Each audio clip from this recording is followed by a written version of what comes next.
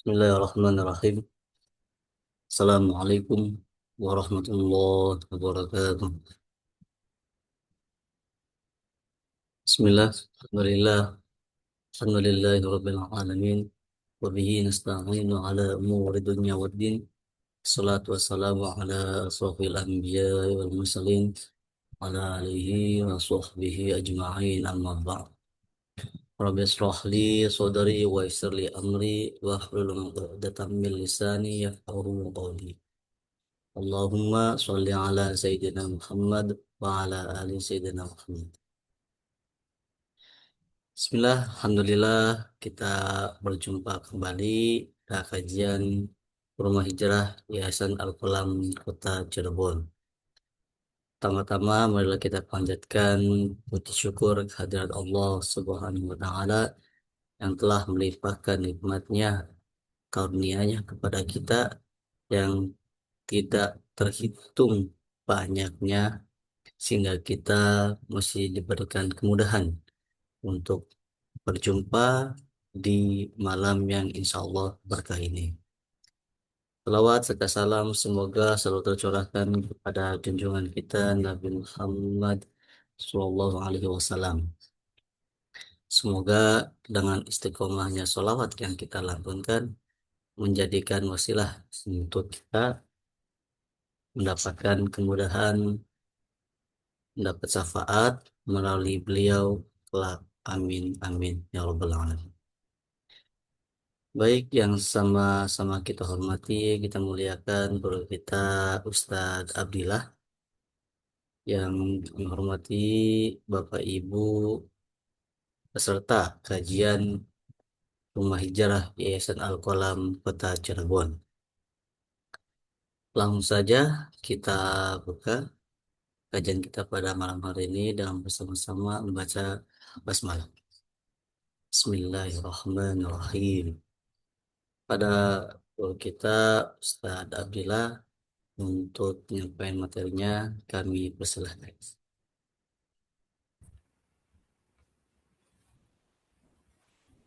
Assalamualaikum.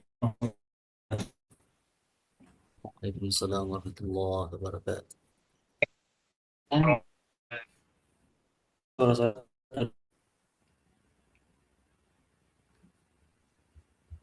Oke.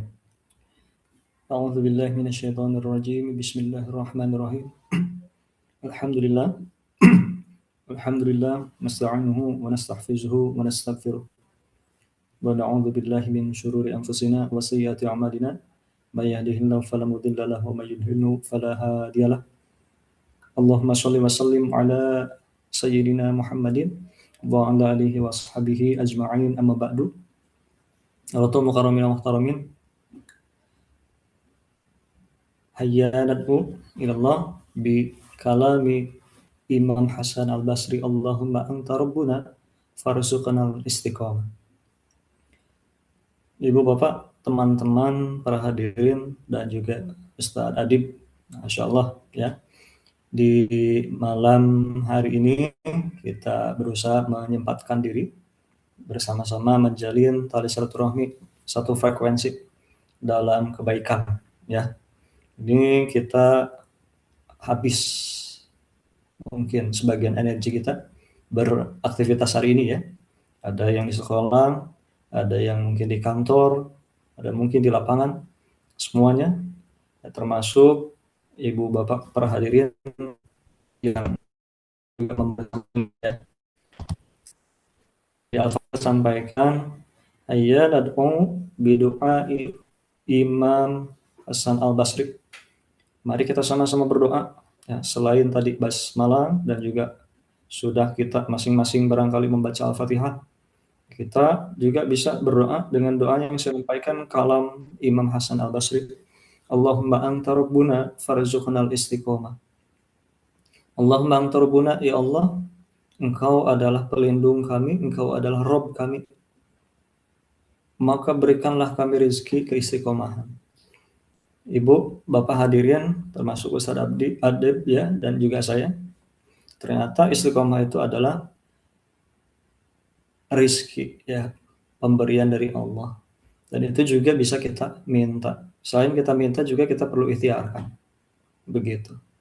Nah, ini salah satu wasilah di rumah hijrah ini, sebagaimana namanya rumah hijrah adalah wasilah untuk istiqomah dalam kebaikan. Tadi ya Pak Adib ya, Pak Ustadz Adib, ibu-ibu dan bapak-bapak semuanya, Al-Fakir sempat sharing di depan para santri. Panjang lebar, cuman poinnya adalah ternyata pada dasarnya kebutuhan kita adalah bukan makanan minuman. Kebutuhan dasar kita bukan uang. Kebutuhan dasar kita bukan udara yang kita hirup. Ya, dasar kita mohon maaf bukan berpasangan. Kebutuhan dasar kita bukan berinteraksi dengan orang lain. Kata kuncinya kebutuhan dasar. Kalau makan minum kebutuhan dasar atau bukan, ternyata setelah kami diskusikan bukan ya. Karena pada saat puasa kita bisa menghindari makan minum sekian jam ya, setengah hari atau seharian ya. Udara kebutuhan dasar atau bukan? Ternyata kemudian udara yang kita hirup sehari-hari di darat ini juga bukan kebutuhan dasar. Ketika kita renang ya, mungkin Pak Ustadz tadi berenang ya, atau mungkin saya dan ibu bapak semua juga renang atau masuk ke air gitu ya. Bisakah kita bernafas? Ternyata tidak. Sekian waktu, sekian menit, sekian detik kita bisa hidup di air tanpa ada pasokan oksigen. Jadi bukan kebutuhan dasar. Mohon maaf berpasangan. Ya, kita semua sempat mengalami masa kecil, masa remaja sebelum berakal, sebelum menikah, sebelum membersamai yang sudah Allah jodohkan bersama kita. Jadi masa remaja, masa kecil itu kita tidak berpasangan. Artinya kita masih bisa hidup tanpa berpasangan. Terus yang terakhir tadi, kita membersamai atau dibersamai orang lain, bersosialisasi. Ternyata juga bukan kebutuhan dasar. Pada dasarnya kita sama-sama hidup di dunia, mulanya sendiri. Mati, mohon maaf, wafat, meninggal juga kita sendiri. Bahkan sebagian besar hidup kita juga adalah sendiri. Artinya, bersosialisasi bersama orang lain juga bukan kebutuhan dasar. Ini masih dalam tataran diskusi ya, Ibu Bapak sekalian. Poin pentingnya adalah ternyata kebutuhan dasar kita adalah hudan, hidayah. Hidayah, petunjuk, inspirasi, ide, arahan dari Allah, motivasi, kebaikan. Ya, orang-orang yang bahkan kita mungkin ya, yang sedang didera masalah, yang setiap harinya berpacu dengan kelelahan, dengan masalah, dengan tugas-tugas, dengan berbagai macam problematika hidup, yang membuat kita bertahan sejatinya adalah hudan, petunjuk, ide, inspirasi, motivasi yang murni dari Allah. Mungkin sebagiannya juga adalah wasilah melalui orang-orang di sekitar kita ya, Pak Adib, Ibu Bapak semua. Ya, dalam rangkaian ayat terkait dengan musibah di Al-Baqarah 150 dan seterusnya, di ujungnya apa?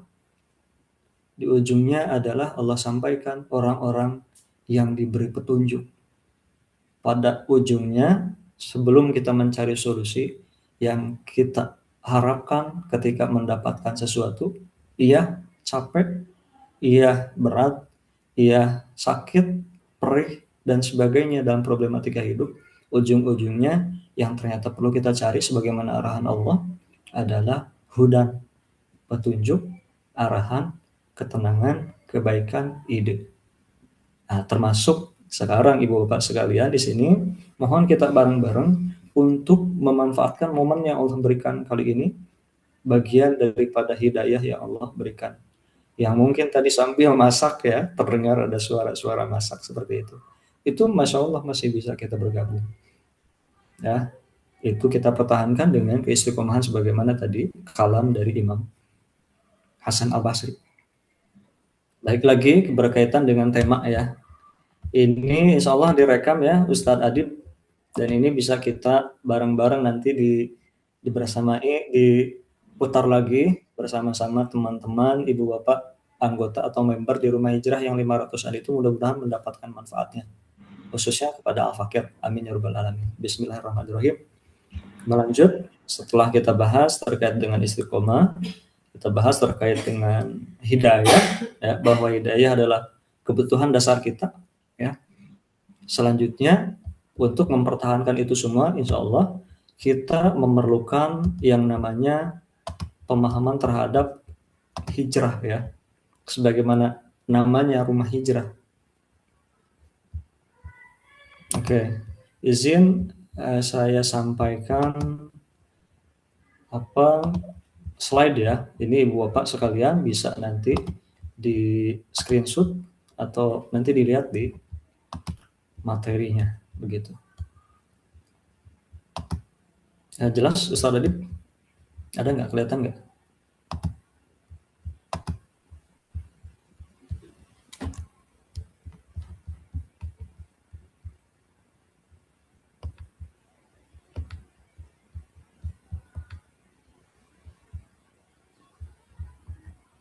Jelas Ustaz Adib? Jelas, Ustaz, ada. Ini oke. Baik, bismillah, melanjut setelah basmalah, alhamdulillah, sholawat, salam, serta tadi harapan istiqomah dan juga kemudian hidayah. Selanjutnya berkaitan dengan hijrah. Ini Al-Fakir sampaikan sebagai wasilah dan ikhtiar memperbaiki diri juga ya, ibu bapak sekalian. Jadi kita bersama-sama belajar. Ini akan dimulai dari kata merajut diri. Bismillahirrahmanirrahim. Merajut diri ini filosofis banget ya, ibu bapak sekalian. Maknanya nanti mungkin beberapa menit ke depan kita akan diskusi berkaitan dengan banyak hal, salah satunya terkait dengan psikologi. Merajut diri ini Al-Fakir terinspirasi dari salah satu ayat Al-Quran, An-Nahl ayat 92. A'udzubillahi minasyaitonirrajim. Bismillahirrahmanirrahim. Wala takunu kallati naqadat ghazlaha min ba'di quwwatin ankatha tattakhiduna aymanakum dakhalan bainakum an takuna ummatun hiya arba min ummah. Ya, jadi merajut diri ini salah satu inspirasinya di sana ya, ibu bapak sekalian. An-Nahl ada kata naqadat ghazlaha min ba'di quwwatin ankasa. Jadi Allah arahkan jangan agar kita itu jangan seperti perempuan yang memintal tenunannya, kemudian menguraikan tenunan tersebut. Ya, yang bisa kebayang sama kita ya. Seorang itu sedang merajut gitu kan, merajut benang gitu ya, bikin kain seperti itu secara manual.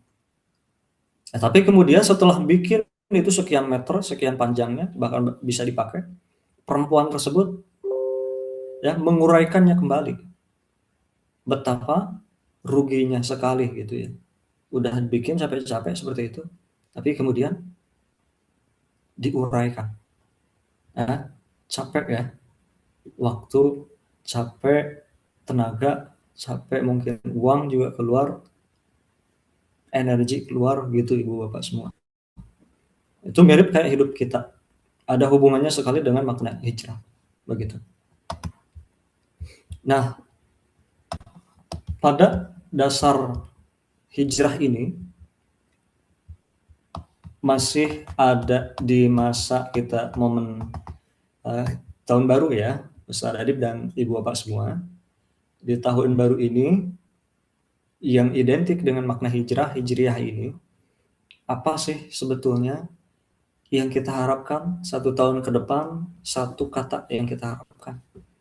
Apakah itu tenang, ikhlas, kuat, lapang, sabar, atau ada kata yang lain yang mewakili perasaan kita yang akan kemudian merajut diri kita setelah berbagai macam masalah, berbagai macam problematika kehidupan, ujian itu mengurai diri kita ya, mengurai mental kita, mengurai ketenangan kita.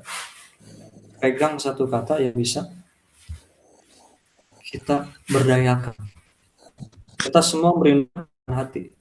Di sini kita semua belajar merajut diri, ya, menenun kembali jiwa kita yang kemudian itu sempat kusut, agar kita semua bisa menyambut lembaran baru di tahun ke depan, bulan Safar, ya, Rabiul Awal dan seterusnya sampai Muharramnya lagi insya Allah kalau Allah memberikan rezeki waktu, agar kita siap membuka lembaran baru, ya, langkah yang lebih ringan kemudian begitu. Makna hijrah kemudian di sini tidak sekadar makna yang sifatnya geografis ya Ibu Bapak sekalian, tapi juga makna perpindahan menuju ridha Allah. Sebagaimana di An-Nisa dicatat ya Ibu Bapak barangkali, An-Nisa ayat 100. Tadi An-Nahl ayat berapa? 92. Sekarang An-Nisa 100. A'udzubillahi minasyaitonirrajim. Wa may yuhajir fi sabilillah yajid lahu muraghaban katsiran was'a. Barang siapa yang berhijrah di jalan Allah, niscaya Allah berinya apa yang luas dan rezeki yang banyak. Nah, hijrah itu perpindahan dari sesuatu yang diridhoi atau tidak. Ya, perpindahannya itu kita pertimbangkan Ibu Bapak sekalian. Jadi hijrah bukan sekadar kemudian tempat ya, tapi juga adalah kondisi. Fokus pada ridho Allah gitu. Hijrah juga ada berbeda ya, ada fisik, ada hati. Hijrah yang sejati itu adalah hijrah hati, Ibu Bapak sekalian. Sebagaimana dalam sejarahnya, setelah banyak sahabat berhijrah dari Makkah ke Madinah, ternyata ada satu sahabat mulia yang tidak ikut berhijrah saat itu. Tidak ikut berhijrah makani, tidak berhijrah tempat. Sahabat mulia itu hijrahnya hijrah hati. Beliau nggak ikut karena sesuai dengan strategi yang Rasulullah sampaikan, tidak ikut bersama-sama rombongan sahabat sebelumnya. Beliau nyusul, ya. Beliau nyusul di ujung. Apa yang beliau lakukan itu adalah hijrah hati. Ya, ketika sahabat-sahabat sudah duluan nyampe di Madinah, beliau masih di Mekah, bahkan berperjalanan. Dalam satu kisahnya disampaikan di riwayatnya itu adalah kakinya sampai berdarah, sampai kemudian banyak terluka di perjalanan karena tidak ada dukungan sebagaimana kafilah, sebagaimana rombongan, dan nggak ada minum mungkin, tidak ada kemudian tempat bernaung seperti itu. Sahabat itulah yang bernama Ali bin Abi Thalib. Beliau sahabat mulia, ya, keponakannya Rasulullah, yang nyusul hijrahnya, hijrah tempat atau hijrah makaninya itu nyusul. Tapi hijrah secara hati, beliau mungkin sudah duluan daripada sahabat yang lain. Ya, makna di sini kemudian kita ambil semangat hijrah ini, semangat hijrah dari Sayyidina Ali salah satunya adalah untuk hijrah hati. Fokusnya itu adalah dari kebergantungan kita pada makhluk kepada bergantung untuk Allah saja gitu. Fokus hijrah hati ini adalah fokus kepada Allah. Yang mudah-mudahan Allah memberikan kemudahan. Ya, Allah membantu kita. Lalu selanjutnya sifat hijrah hati. Ya, itu bukan sekadar yang terlihat oleh mata ya Ibu Bapak sekalian. Tapi adalah berkaitan dengan transformasi atau perubahan dalam diri. Ya, membersamai luka dalam hati. Membersamai ya, bukan mengobati. Allah alam bagaimana kemudian cara kita mengobati, menyembuhkan luka batin. Karena pada dasarnya kita semua itu memiliki luka masing-masing di dalam batin kita. Tapi yang bisa kita usahakan dengan maksimal, insya Allah adalah membersamai luka, merelakannya, mengikhlaskan, hidup dan tumbuh bersama luka. Ya, kalau kita lihat ya di kulit kita mungkin ya, ada yang mungkin bekas lukanya itu puluhan tahun yang lalu, masih ingat mungkin ketika main-main pas kecil, oh ternyata lukanya masih ada, berbekas sampai sekarang, sampai kelihatan berpuluh atau belasan tahun yang lalu ternyata masih ada. Atau bahkan nauzubillah yang sampai kemudian mohon maaf cacat misal, itu kan bekas luka. Nah, pun begitu dalam batin kita. Kita tidak berhak untuk mengusahakan luka itu hilang sepenuhnya. Biarkan luka itu tumbuh dalam batin kita, membersamai kita. Kita latih diri untuk menjadi ikhlas, rela, qanaah, tawakal dan lainnya, bahkan sabar dan syukur. Ternyata kemudian hijrah hati ini juga ada tantangannya, Ibu Bapak sekalian. Terkait dengan dendam itu bisa kita maafkan dan lepaskan. Ini berkaitan dengan keikhlasan. Bagaimana dalam kisah atau sirahnya itu, ya, sahabat Abdurrahman bin Auf, ya, dari beliau kondisinya plus-plus ya. Plus-plus apa? Hartanya melimpah ruah ketika di Mekah. Ya, tapi ketika ada arahan dari Allah, ada arahan dari Rasulullah untuk berhijrah, beliau tinggalkan semuanya. Ya, disita semua oleh kafir Quraisy dan kafir-kafir yang lainnya di Mekah sana. Hanya pakaian yang menempel di badan yang beliau bawa. Abdurrahman bin Auf radhiyallahu anhu. Sampai kemudian di Madinah, karena mentalnya mental kaya, beliau bisa membangun lagi kekayaannya. Di sana kita belajar juga dari Abdurrahman bin Auf, salah satunya adalah hijrah hati, hijrah rezeki. Bukan sekadar fisik ternyata. Bukan sekadar yang ada di kantong, di rekening, di dompet, tapi rizki atau kekayaan sejati itu ada yang di hati. Sebagaimana yang Rasulullah sampaikan, laisal gina an kasratil arud walakinnal gina gina nafs. Jadi kekayaan sejati itu bukan yang ada di rekening, Ibu Bapak sekalian. Bukan yang ada di dompet kita, bukan ada yang di sekitar kita, motor, mobil, rumah, ya, atau misalkan aset yang sifatnya fisik, tapi lakinnal gina gina nafs, kata Rasulullah. Ini yang bilang Rasulullah ya. Kekayaan sejati adalah yang ada di dalam diri, di dalam hati, di dalam nafas atau jiwa kita. Nah, itu yang perlu kita bangun. Sebelum kita meninggalkan dunia ini, kita perkaya dulu hati kita. Luas, ya, mudah memaafkan, ikhlas, membersamai luka, melepaskan.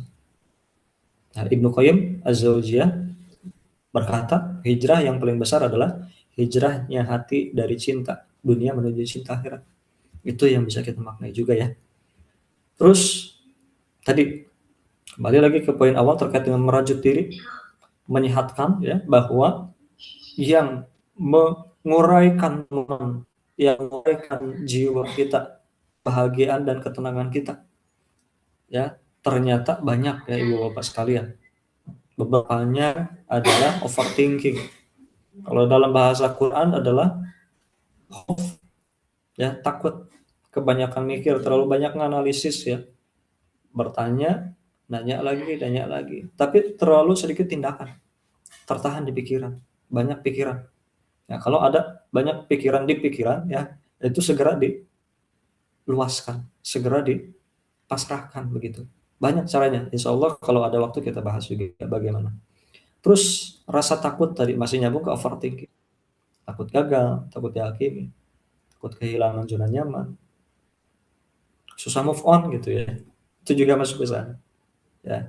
Bukan berarti susah move on itu bagian daripada apa tingginya kasih sayang, ternyata. Ternyata itu bisa jadi beban ya. Begitu. Terus rasa malu. Ini juga sama. Perasaan malu juga nyambung ke sana. Nanti nyambung ke perfeksionis misalkan ingin sempurna. Itu juga perlahan perlu kita perbaiki bersama. Terus merasa tidak layak. Merasa tidak layak contohnya adalah jadi malu bertaubat. Kita merasa tidak berhadapan dengan Allah. Itu juga bagian daripada yang perlu kita pasrahkan, perlu kita bersihkan, perlu kita bersamai dengan baik. Ya. Nah ini beberapa benang kusut yang ada di dalam jiwa kita ya Ibu Bapak sekalian. Ya, akar masalahnya ternyata adalah terkait dengan luka masa lalu. Jadi memang tidak mudah, pengalaman buruk, penolakan, pengabaian, pengkhianatan, perlakuan tidak adil, trauma dan sebagainya. Jadi masa lalu itu memang tidak mudah untuk urai, tidak mudah untuk kita hilangkan. Namun di sana ketika kita bisa membersamai luka masa lalu tersebut, siap-siap kita akan menuju sebagaimana yang Allah sampaikan tadi di hijrah. Itu yang kita harapkan. Begitu Ibu Bapak sekalian. Di sini ada self talk negatif misalkan bilang, saya memang tidak berguna. Saya memang gini adanya. Saya nggak bisa makin baik ke depannya. Ya gini-gini aja kayaknya. Itu self talk negatif. Sulit memaafkan diri sendiri ataupun orang lain. Itu juga sama. Ya, maaf itu bukan ya memaafkan orang lain ya salah satunya bukan terkait dengan menyetujuinya. Memaafkan itu adalah tentang mengurai beban, tentang memintal, tentang menenun diri dan ketenangan kita. Memaafkan itu bukan berarti setuju. Memaafkan itu bukan berarti setuju. Tapi adalah atau dalam rangka menjaga proses kita merajut diri. Proses kita menenun ketenangan ke depannya. Sayang Ibu Bapak, para hadirin sekalian, kita sudah menenun ketenangan, menenun kebahagiaan, menenun kebaikan sekian lama ya dengan sedekah, dengan melakukan kebaikan lainnya, sholat-sholat sunnah, puasa, belum yang wajibnya. Itu tenunan-tenunan kita yang menenun ketenangan kita. Belajar, terus bertemu dengan orang soleh, bersyukuran dan sebagainya. Itu adalah tenunan kita yang kita harapkan ketenangan di sana. Tapi kalau misalkan ada saja satu titik hal yang tidak berkenan seperti dendam atau tidak memaafkan masa lalu, itu sayang. Tenunan yang sudah kita bentuk itu terurai. Begitu. Mudah singgung, menarik diri, dan sebagainya. Luka masa lalu, akar masalahnya. Nah, di sini Ibu Bapak boleh tuh screenshot ya barangkali atau misalkan tulis kira-kira berapa ya skala 1 sampai 10 beban yang masih kita bawa di tahun ini. Di 1 sampai 10 kira-kira berapa? Coba dibayangkan Ibu Bapak sekalian. Ditulis 1, 2, 3 atau berapa ditulis beban yang kita bawa di tahun ini. Oke, ada satu rumus dari guru kami terkait dengan pengembangan diri dan psikologi. Sebelum kita memperbaiki diri, memperbaiki keadaan, kita harus sadar dulu ada di titik mana. Rumusnya adalah ABC. ABC ya Ibu Bapak sekalian. A-nya adalah aware, B-nya adalah before, C-nya adalah change. Sebelum kita melakukan perubahan, ada rumus sadari dulu sebelum melakukan perubahan. Sadari ada di titik mana, ada berapa list yang perlu kita perbaiki. Sadari apa saja yang perlu kalau tadi kita bilang terkait dengan tenunan. Begitu. Harus dicek dulu, jangan-jangan bolongnya hanya sedikit. 3 misalkan. Tinggal kita tenun lagi, tinggal kita tambah lagi. Begitu. Nah, di sini sudah mulai masuk nih ke konsep psikologi ya, Pak Adib, mohon izin mudah-mudahan 3 menit beres ya.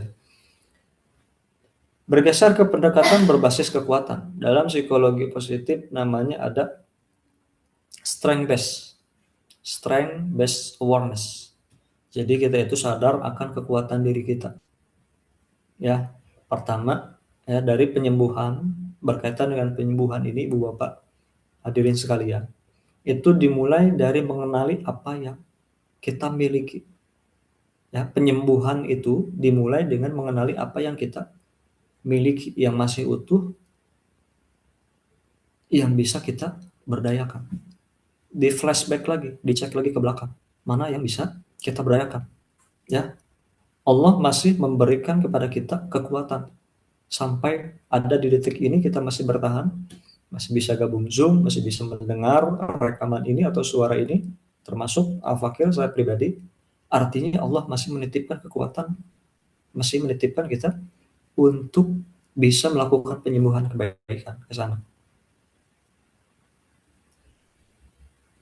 Lalu kemudian dari sana adalah strength spotting. Setelah kita paham, ya ini bagian dari terapi juga ya Bapak sekalian. Lalu flashback dicek ke belakang kita punya modal kekuatan apa. Kita sudah bisa, mohon maaf, misalkan melunasi hutang, itu adalah kekuatan. Kita bisa menghidupi anak sampai 1 tahun, 2 tahun, belasan tahun, bahkan menyekolahkan, lulus sekolah SD, SMP, SMA, dan seterusnya. Itulah kekuatan. Itu adalah tenunan jiwa kita. Itu adalah tenunan kita. Sayang kalau misalkan rusak, terurai oleh ratapan-ratapan dan penyesalan. Ya, pikirkan satu momen di mana kita itu berhasil melewati satu tantangan berat. Kekuatan apa yang sebenarnya kita gunakan saat itu? Ya, apakah kesabaran? Apakah keberanian? Jangan-jangan ada orang baik juga yang mendoakan kita, menolong kita, membersamai kita. Bahwa jiwa ya kita itu punya benang kekuatannya masing-masing. Kita itu punya tenunan kebaikannya masing-masing. Begitu. Nah, ini kita hadirkan spiritual, makna-makna spiritual dalam hati ya, Ibu Bapak sekalian. Ya, Rasulullah sampaikan, ini mungkin untuk menutup ya, ajaban li amril mukmin. Ajaban li amril mukmin kullu amrihi khair. Ya, terus orang beriman itu semua urusannya itu baik. Ya, kalau dia ditimpa kebaikan, dia bersyukur. Ditimpa ketidakbaikan, dia bersabar. Rasulullah juga menjaga itu. Bilang amazing, ajaban. Rasulullah bilang seperti itu. Nah, tadi fokus pada kekuatan yang sudah kita kumpulkan, yang sudah kita tenun. Selanjutnya adalah mulai perbaiki apa yang selalu kita gumamkan di dalam hati. Dicek nih, aku yang sedang jadi korban, ganti. Aku yang sedang belajar dan bertumbuh. Ya, pandangannya diganti. Narasi lama, narasi sebelumnya adalah jadi korban, ganti jadi orang yang sedang bertumbuh. Nah, pandangan itu juga mempengaruhi Ibu Bapak sekalian. Kita siap berkembang, siap bertumbuh, siap memperbaiki atau enggak itu dari mulai pandangan. Begitu. Terus berkata yang jelek misalkan takdir itu tidak adil bagiku misalkan. Diganti jadi ini adalah proses pembentukan diriku yang baru.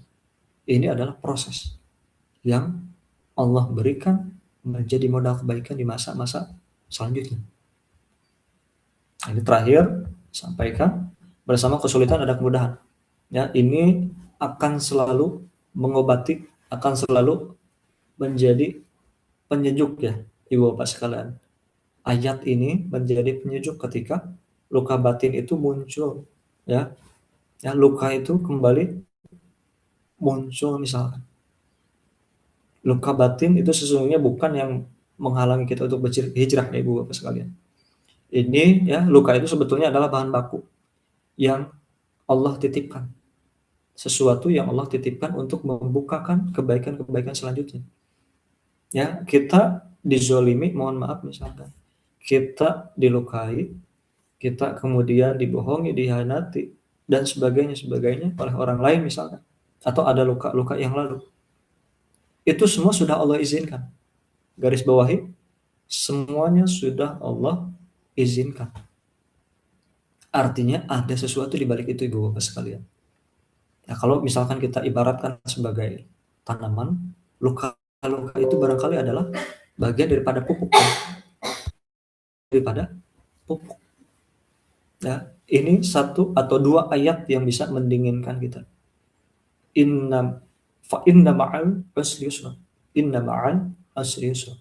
Ketika Allah menghadapkan kita pada kesulitan, pada ujian, pada hal yang tidak kita harapkan, ya boleh kita misalkan ingin menyangkal, menyalahkan, pengen merasa menjadi korban, pengen menjadi yang kita inginkan misalkan, pengen ditolong, pengen dimaafkan dan sebagainya. Nggak apa-apa, itu manusiawi. Kita sedih, kita nangis, kita menyalahkan, itu nggak apa-apa, manusiawi. Kita marah, itu manusiawi. Tapi perlu diingat, itu semua ada waktunya, kita perlu buru-buru sadar kemudian, fa inna ma'al usri yusra, inna ma'al usri yusra. Sungguh bersama kesulitan, ujian itu ada banyak kemudahan. Allah ulang 2 kali itu. Sungguh bersama kesulitan itu ada banyak kemudahan. Satu kesulitan, banyak kemudahan. Satu masalah, banyak solusi. Ya, itu perlu kita pegang ya Ibu Bapak sekalian. Dalam rangka hijrah mulai dari hijrah pandangan, hijrah perasaan, mulai kita kemudian memperbaiki diri dari sana. Itu mungkin yang bisa disampaikan untuk pembuka. Terima kasih Ustaz Adib, mudah-mudahan bermanfaat ya. Subhanakallahumma bihamdika asyhadu an la ilaha illa anta astaghfiruka wa atubu ilaik. Boleh kita diskusi, barangkali ada pertanyaan. Terima kasih. Assalamualaikum warahmatullahi wabarakatuh. Waalaikumsalam warahmatullahi wabarakatuh. Alhamdulillah, syukron kasuron, jazakumullah khair atas ilmu yang telah disampaikan. Selanjutnya kita masuk ke sesi diskusi dan tanya jawab. Seperti biasa, jika ada yang ingin disampaikan, ditanyakan, boleh tulis di kolom chat Zoom atau boleh juga untuk menyampaikan langsung dengan mengaktifkan mikrofonnya. Mangga, Bapak Ibu.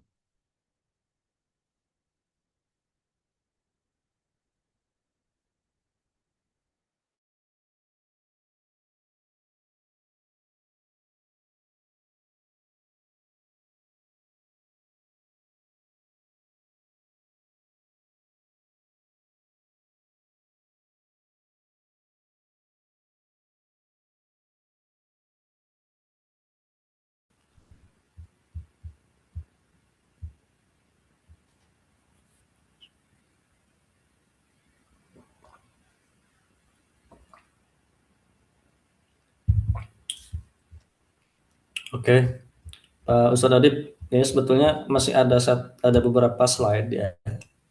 Ini biar mantap ya ke rekamannya. Saya izin lanjutkan, barangkali masih ada yang mau nanya atau ditunda pertanyaannya, silakan ya. Ini sebetulnya masih ada lanjutan slide, tapi ini sifatnya praktis. Sifatnya praktis yang sebetulnya ini perlu di apa? Diaplikasikan seperti itu. Ya. Ini masih kelihatan ininya Ustaz Adib? Ya, Slide-nya? ya, kelihatan Ya. sedikit. Ya, jadi tadi Fakir ya saya sempat sampaikan bahwa cara untuk kemudian kita menyembuhkan luka itu banyak ya, cara melampiaskan ya, bahasa sederhananya melampiaskan. Melampiaskan perasaan itu bukan dengan teriak-teriak ya Ibu Bapak sekalian. Bukan hanya dengan teriak-teriak, bukan hanya dengan curhat ke sembarang orang ya. Bukan hanya dengan misalkan bikin status di WA, bikin status yang nyindir-nyindir niatnya seperti itu. Bukan hanya seperti itu saja. Dan itu nggak apa-apa, mungkin sekali-kali ya sebelum kita bertemu di sini itu nggak apa-apa. Tapi kemudian cara dalam psikologi disebutnya adalah rilis ya, cara melampiaskan sesuatu itu banyak caranya. Selain memang kemudian adalah berdoa, itu yang paling luar biasa. Kenapa di Islam ada doa, ada sholat, ada baca Quran, itu adalah sebetulnya rilis emosi-emosi negatif kita sedang dikeluarkan seperti itu.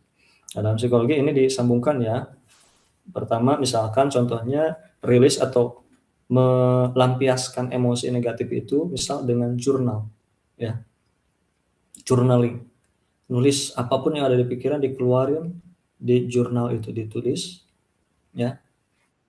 Sempat ada yang bertanya ya di beberapa forum yang lain, ada bertanya ini gimana kemudian cara memaafkan seseorang yang ketika kita mendengar namanya, ketika kita melihat namanya seperti itu langsung keinget, langsung pengen ngacak-ngacak mukanya misalkan seperti itu. Itu karena saking sebalnya, saking ada lukanya di sana. Salah satu caranya selain tadi berdoa, baca Quran misal, ya, biar kemudian lebih mantap lagi adalah dengan jurnal.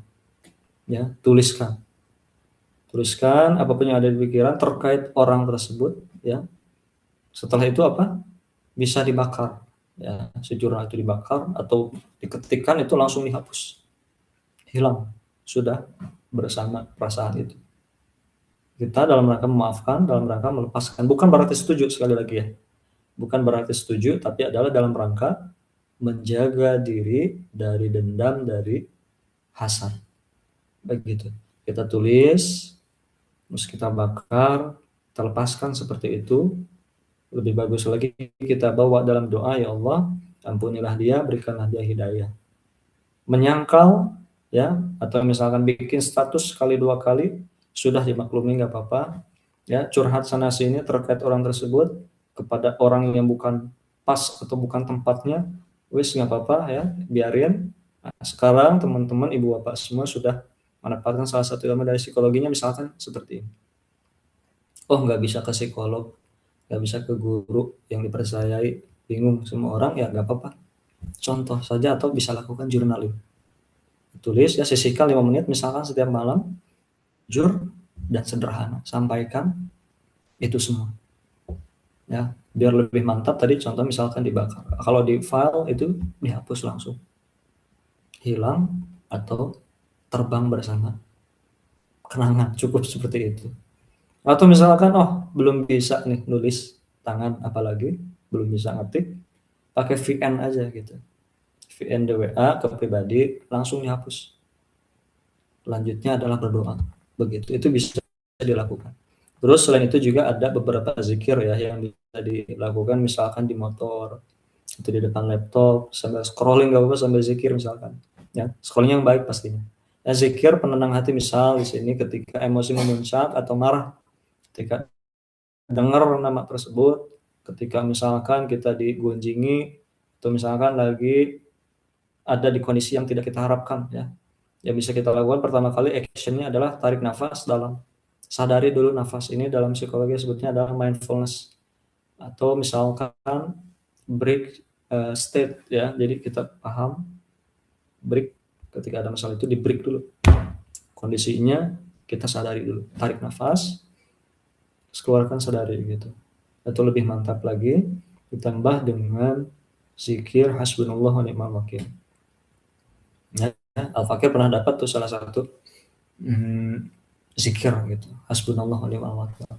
Itu ibu bapak sekalian nggak perlu ada sekian jumlahnya, nggak usah. Yang penting kemudian maknai dengan baik, hasbunallah wa ni'mal wakil, semuanya cukup Allah sebagai penopang.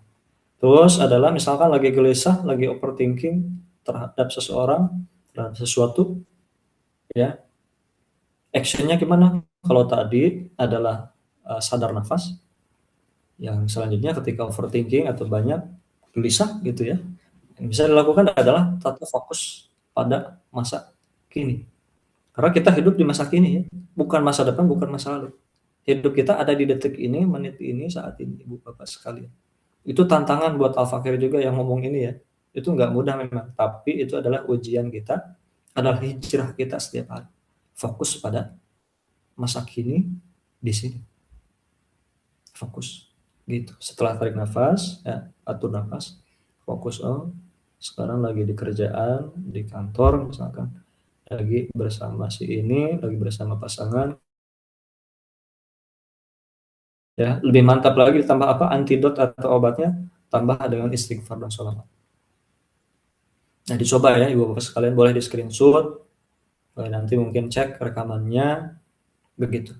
Terus ketika misalkan merasa sendiri, merasa tidak layak, merasa dihianati, merasa dizolimi, misalkan ya, actionnya gimana? Kalau tadi tarik nafas, terus fokus pada masa saat ini di sini. Ketika ada di kondisi tersebut, yang bisa dilakukan adalah apa? Rangkul diri sendiri, dirangkul. Tadi salah satunya dengan jurnal. Rangkul diri sendiri itu gimana? Fokus self talk atau ngomong ke diri sendiri, ngaca, atau sedikit waktu sempatkan untuk diri sendiri dalam doa bersama Tuhan di waktu-waktu tertentu, misalkan ketika tahajud, misal ketika misalkan pas apapun itu kondisinya, rangkul diri sendiri. Sudah terlalu lama diri kita itu terombang-ambing oleh keadaan di luar, nyari destinasi wisata, nyari promoan ya, shopping, traveling, apalagi yang healing yang sifatnya itu tidak menentu. Ternyata healing sejati, kalau dalam psikologi healing itu sebetulnya adalah untuk yang membersihkan atau menjaga atau menolong diri sendiri yang sifatnya mental. Jadi healing itu bukan shopping, bukan traveling, bukan apalagi touring misalkan, bukan hanya itu bisa masuk. Tapi yang paling utama adalah healing ke dalam diri sendiri. Ya. Sisakan waktu untuk diri kita sendiri, Ibu Bapak sekalian. Rangkul diri kita. Ya, tadi bisa hasbunallah wa ni'mal wakil, istighfar. Atau misal disebutkan subhanallah wa bihamdihi subhanallahil azim. Di sini dicontohkan la tahzan illallah ma'ana.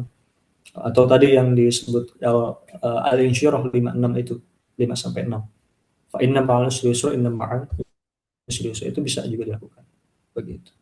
Itu ya Ibu Bapak sekalian, tadi bisa dilakukan actionnya beberapa hal. Teruslah menenun, teruslah melangkah. Itu yang bisa kita lakukan. Dari mulai journaling tadi, nulis, terus juga kemudian latihan, ikhlas, memaafkan, juga kemudian banyak hal yang bisa kita lakukan. Terima kasih Ustadz Adib, barangkali ada yang mau didiskusikan silakan. Baik, syukur kasiron atas tambahan materinya, Pak Ustaz. Mohon izin, di sini ada pertanyaan di kolom chat Zoom.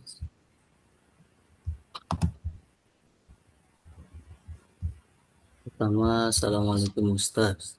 Bagaimana cara menyembuhkan luka batin karena kecewa oleh orang lain yang terus-menerus membuat luka tersebut? Mungkin ini pertanyaannya nyambung Pak Ustadz, satu dua. Jadi mungkin bisa digabung untuk penjelasan jawabannya. Tanya yang kedua, Assalamualaikum Ustadz Afan. Ketika luka batin tersebut seperti dendam terhadap orang, bagaimana hukumnya jika seseorang membawa luka batin itu hingga akhir hidupnya? Jadi ini dua-duanya mungkin ke luka batin, Pak Ustadz. Nah, seperti apa pencaraannya? Terima kasih.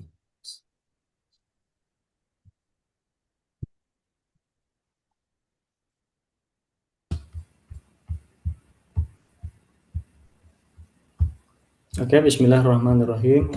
Waalaikumsalam warahmatullahi wabarakatuh. Ibu Bapak yang bertanya lah, dan juga kemudian nanti member dari Rumah Hijrah, ya beberapa yang mungkin mendengarkan rekaman ini, kita bersama-sama membersamai luka ya, membersamai kemudian luka batin, membersamai pertumbuhan proses dalam kehidupan ini, ya. Ini masih berkaitan dengan luka batin tadi sempat di-mention ya, sempat kemudian kita bahas bahwa luka batin itu ya Pak Ustadz Adib dan Ibu Bapak sekalian tidak sepenuhnya bisa kita sembuhkan, sayangnya. Sayangnya tidak bisa kita sepenuhnya sembuhkan, ya. Begitu. Kenapa? Karena kita punya memori. Ya, kita punya saraf-saraf yang merekam itu semua. Ya, bagaimana kemudian si memori itu menyimpan rekaman-rekaman luka batin itu yang perlu kita sikapi. Ya, orang lain misalkan melakukan kesalahan ke kita, kita menjadi dizolimi misalkan, itu pembelajaran buat Al-Fakir juga. Atau misalkan kita dilukai, kalau bahasanya di sini. Tadi Al-Fakir mencontohkan ketika disebutkan nama X, misalkan kita langsung muncul marah, misalkan muncul timbul pusing. Itu banyak yang seperti itu. Ya, Ustaz Adib. Itu artinya sudah bisa sampai masuk ke gejala psikosomatis. Ya, ketika luka batin itu muncul. Maka dari itu, kalau sudah seperti itu, ya, pertama setelah kita sadar bahwa luka batin tidak bisa kita sembuhkan sepenuhnya. Yang bisa kita lakukan tadi sudah dimention sebetulnya ya, adalah mengikhlaskan, memasrahkan, seperti itu. Memaafkan. Memaafkan itu bukan berarti setuju, sekali lagi ya. Jadi sudah ditekankan beberapa kali bahwa memaafkan itu bukan berarti setuju. Tapi memaafkan adalah dalam rangka membebaskan ikatan-ikatan, rajutan-rajutan yang tidak baik di dalam diri kita. Sebetulnya itu ya. Idul Fitri setiap tahun itu bukan berarti kita setuju dengan kesalahan orang lain misalnya. Tapi dalam rangka apa tadi? Membebaskan Ibu Bapak sekalian. Ya. Yang bisa menyembuhkan itu semua siapa? Hanya Allah Subhanahu wa taala dan diri kita sendiri. Begitu. Ini nyambung ke sini ya. Yang kedua pertanyaannya berkaitan dengan dendam terhadap orang. Jika seseorang membawa luka batin atau dendam itu sampai akhir hidupnya. Ya, bismillah ini nyambung kepada ayat, mungkin hadis juga berkaitan dengan kasusnya iblis, Ibu Hafizah atau Mbak Hafizah. Bagaimana dia itu menyimpan dendam yang atau luka batin yang dia bikin gitu. Ya, dimulainya dari sombong, dari merasa diri paling benar, merasa diri jadi korban itu iblis itu. Ya, ana khair minhu kan bilangnya gitu. Khalaqtani min nar wa khalaqtahu min tin. Ya, kata iblis apa? Saya lebih baik daripada dia. Kenapa engkau wahai Tuhan ya Allah, aku harus sujud ke dia gitu.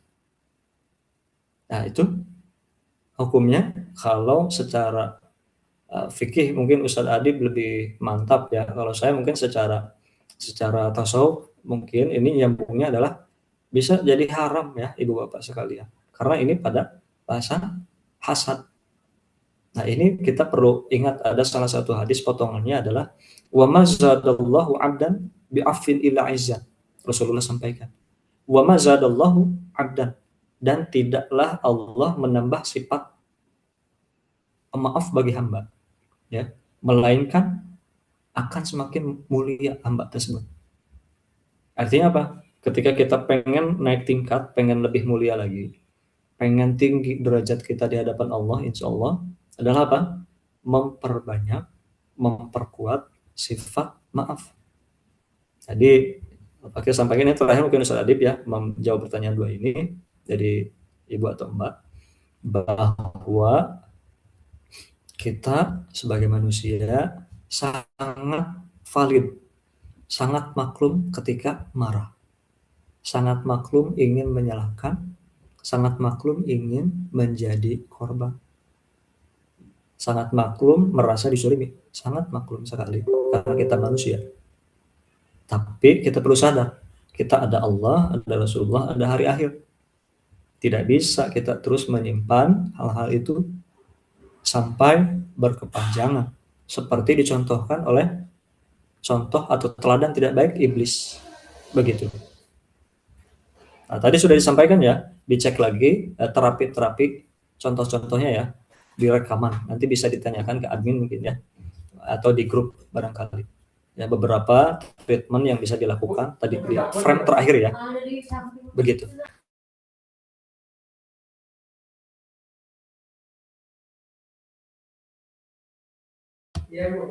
Begitu Ustaz Adib.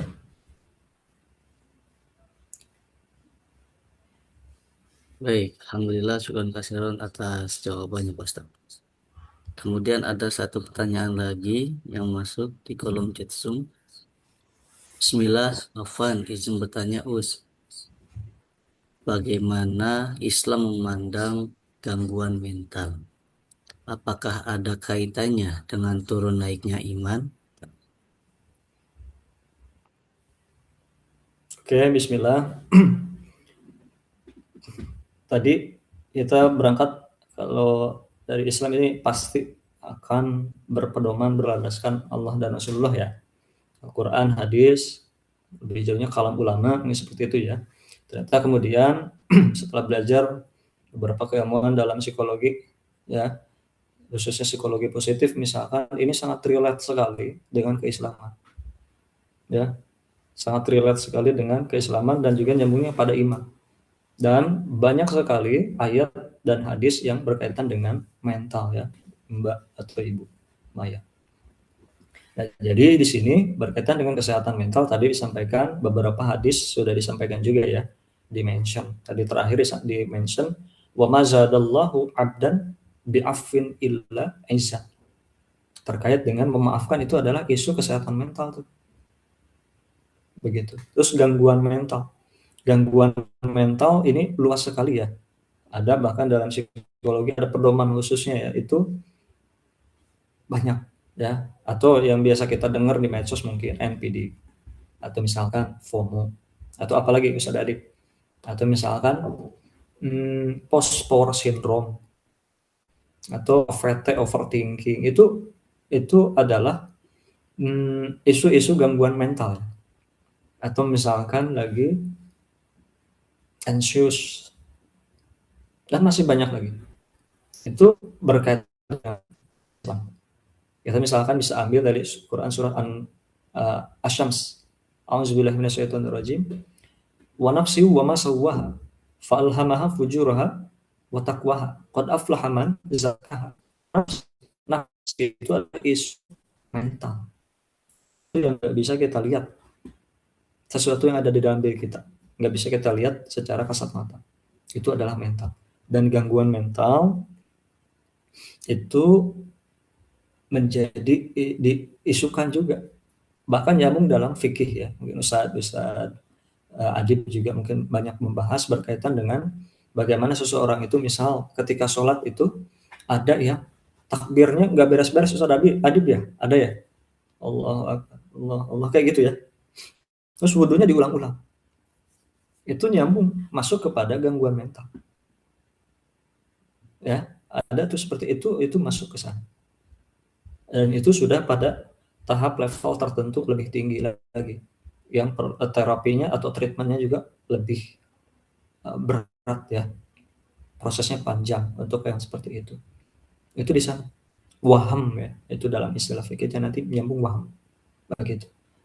Ada itu dalam Islam relate sekali, Mbak ya. Islam tidak memandang sesuatu hanya dari fisiknya, tapi juga secara non fisik atau mental, spiritual, psikologis juga. Banyak ayat-ayatnya. Tadi sudah di-mention salah satunya. Terus apakah ada kaitannya dengan turun naiknya iman? Ada, Mbak kalian. Contohnya misal Rasulullah sudah sampaikan di hadis, al-iman yazid wa yanqus. Yazidu bit ta'ah wa yantakis atau wa yanqus bil maksiyah. Iman itu naik turun. Ya, bertambah atau naik dengan ketaatan. Wa yantakis dan turun atau berkurang dengan atau karena kemaksiatan. Ya, ketaatan dan kemaksiatan juga itu adalah isu mental.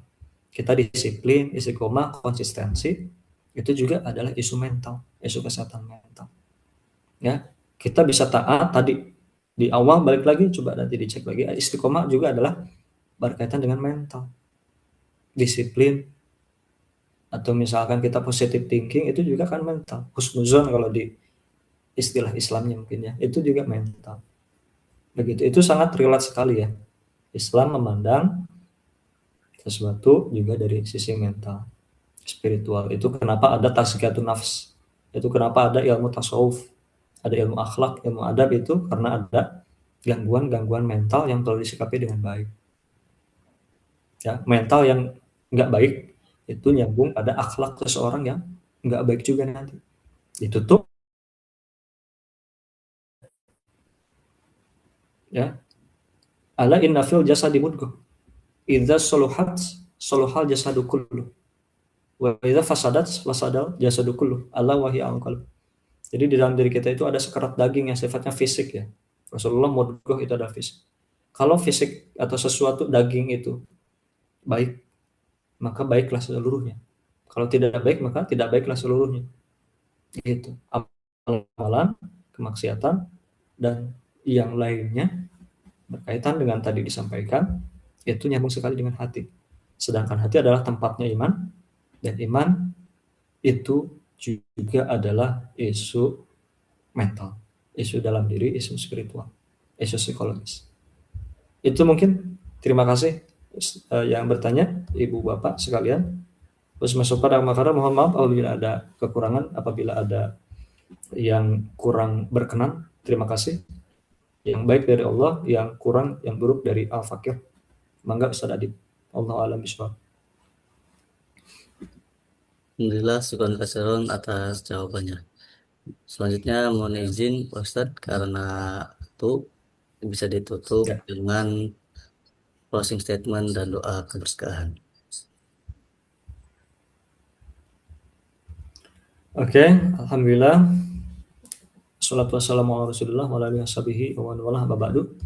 Menutup pertemuan kita kali ini di majelis ini mudah-mudahan menjadi majelis ilmu, majelis muzakarah, majelis kebaikan berkaitan dengan tazkiyatun nafs, merajut diri, refleksi hijrah untuk kesehatan jiwa dan hati. Ini ibarat dan nyambung sekali dengan ayat Al-Quran, dengan hadis, dengan kalam-kalam kebaikan. Bahwa hijrah itu adalah bagian daripada kehidupan kita yang selalu harus kita perjuangkan. Hijrah bukan soal tempat, tapi juga adalah terkait dengan hati dan pandangan kita. Ya, banyak masalah, banyak kemudian ujian, banyak hal-hal yang tidak kita berkenan di hadapan kita, di diri kita, di sekitar kita.